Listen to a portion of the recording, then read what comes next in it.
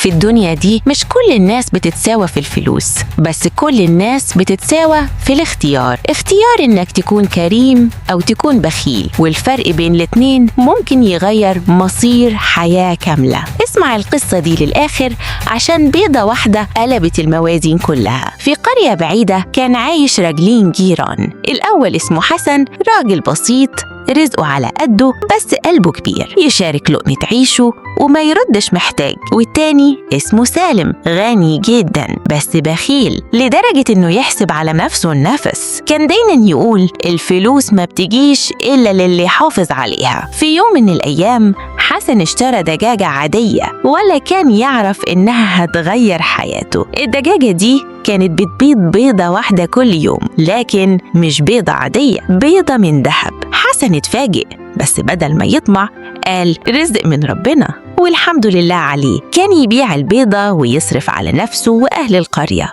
سالم شاف التغيير وشاف البيض الذهبي وعينه ولعت، قال في نفسه ليه بيضة واحدة في اليوم؟ لو ذبحت الدجاجة آخد الذهب كله. ابتدى يقرب من حسن ويتظاهر بالمحبة، بس الطمع كان سابه. في ليلة سالم سرق الدجاجة وذبحها وهو فاكر إنه هيلاقي كنز، لكن ما لقاش ولا حاجة، لا ذهب ولا فير ولا حتى دجاجة. ساعتها فهم إن الطمع خلاه يخسر كل حاجة. الخبر وصل للقصر إن في قرية كان فيها دجاجة عجيبة. ابنة الملك قررت تعرف الحقيقة بنفسها، سألت الناس والكل شهد لحسن ده راجل كريم عمره ما ظلم حد. أما سالم الكل عرف ببخله وطمعه. الملك قرر يكافئ حسن ويقربه من القصر علشان أمانته. أما سالم فخسر احترام الناس قبل ما يخسر فلوسه. القصة دي مش عن دجاجة ولا عن ذهب، القصة عن إن الخير لما بتسيبه يكبر والطمع عمره ما يشبع. فاختار